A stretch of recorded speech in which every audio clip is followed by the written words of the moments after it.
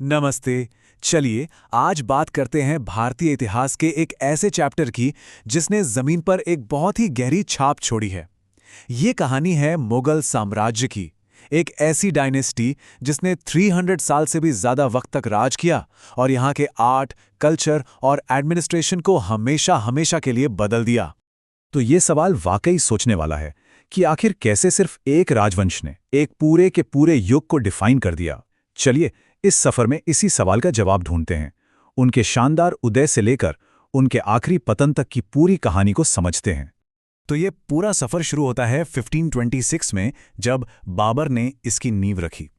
फिर हम देखेंगे 1556 में अकबर के साथ इसका सुनहरा दौर, और फिर कहानी आगे बढ़ेगी 1707 की तरफ, जब औरंगजेब की मौत के बाद इसका पतन शुरू हुआ, और आखिर में 1857 में इसका अंत हो जाता है।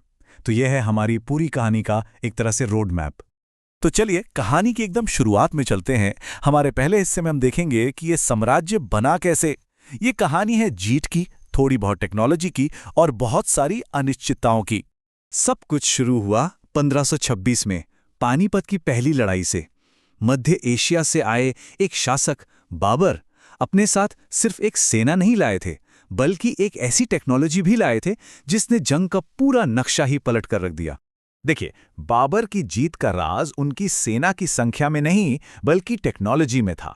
एक तरफ थी इब्राहिम लोदी की बहुत बड़ी ट्रेडिशनल सेना, लेकिन दूसरी तरफ बाबर के पास था एक गेम चेंजर, बारूद और तोपें। और बस इसी एक वजह ने बैटलफील्ड पर सारी कहानी बदल दी।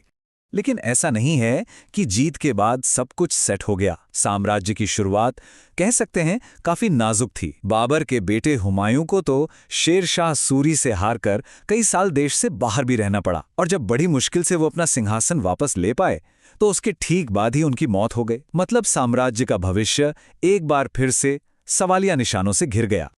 और कमाल की बात देखिए, इसी अनिश्चितता के माहौल से शुरू होता है मुगल साम्राज्य का सबसे सुनहरा दौर, इसका गोल्डन एज। चलिए अब देखते हैं कि ये साम्राज्य अपनी पावर और कल्चर के पीक पर कैसे पहुंचा। और इस गोल्डन एज का जो सेंट्रल कैरेक्टर था वो थे अकबर। बहुत ही कम उम्र में उन्हें गद्दी मिली, लेकिन उन्होंने मुगल सल्तनत को सिर्फ एक जीती हुई जमीन से कहीं ज्यादा एक स्थिर मल्टी कल्चरल पावर में बदल दिया। वो सच में एक यूनिफायर थे।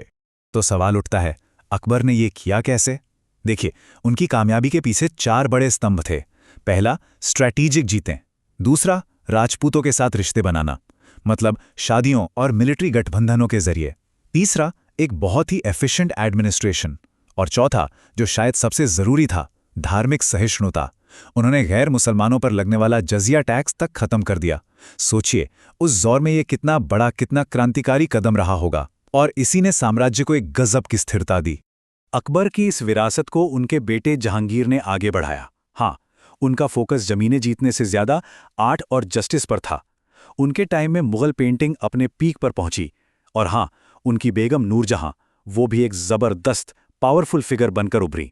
फिर आते हैं शाहजहां, जिन्हें हम सब मास्टर बिल्डर के नाम से जानते हैं।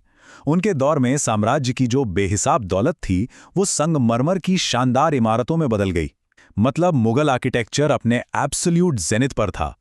लेकिन इस शानो शौकत की एक बहुत बड़ी कीमत भी चुकानी पड़ी।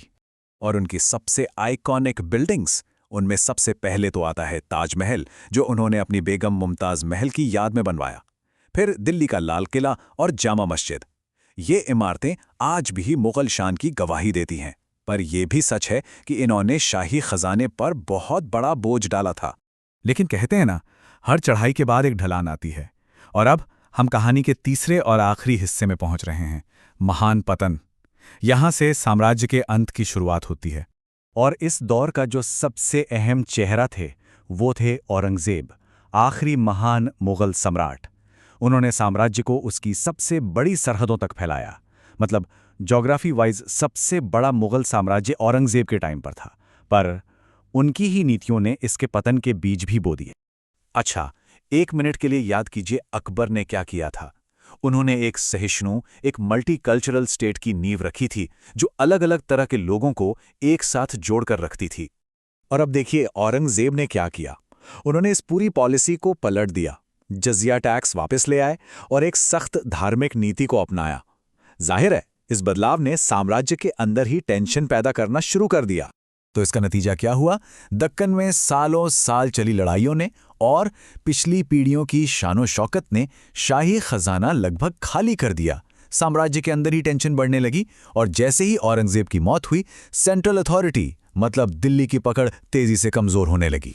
फिर 1739 में नादिर शाह का हमला हुआ और यह मुगल प्रतिष्ठा के ताबूत में एक कील जैसा था। दिल्ली को बेरहमी से लूटा गया और जो बेशकीमती मयूर सिंहासन था उसे भी वो अपने साथ ले गया। इस एक घटना ने पूरी दुनिया को दिखा दिया कि मुगल साम्राज्य अब कितना कमजोर हो चुका है। और फिर जो आखिरी चोट थी वो लगी 1857 के विद्रोह के बाद। अंग्रेजों ने विद्रोह को तो कुचल दिया, लेकिन साथ ही उन्होंने आखिरी मुगल बादशाह बहादुर शाह जफर को रंगून भेज दिया और इसी के साथ मुगल साम्राज्य का ऑफिशियली अंत हो गया। लेकिन क्या कहानी यहां खत्म हो जाती है? नहीं, एक साम्राज्य का अंत तो हो सकता है, लेकिन उसका असर वो बना रहता है। तो चलिए अब आखिर में ये देखते हैं कि मुगल साम्राज्य अपने पीछे कौन सी विरासत छोड़ गया। मुगलों की छाप आज भी भारत पर बहुत गहरी है, चाहे उनकी शानदार वास्तुकला हो जैसे ताजमहल और लाल किला, या उनकी खास आर्ट और मिनिएचर पेंटिंग। फारसी और भारतीय कल्चर का जो संगम उन्होंने किया, उर्दू जुबान का विकास और तो और वो एडमिनिस्ट्रेटिव सिस्टम्स जिनकी नींव उन्होंने रखी, उनका असर आज भी महसूस किया जा सकता है। तो आखिर में मुगल साम्राज्य की ये कहानी हमें एक बड़े सवाल पर लाकर छोड़ देती है कि एक साम्राज्य भले ही खत्म हो जाए, पर क्या उसका असर कभी वाकई में खत्म होता है?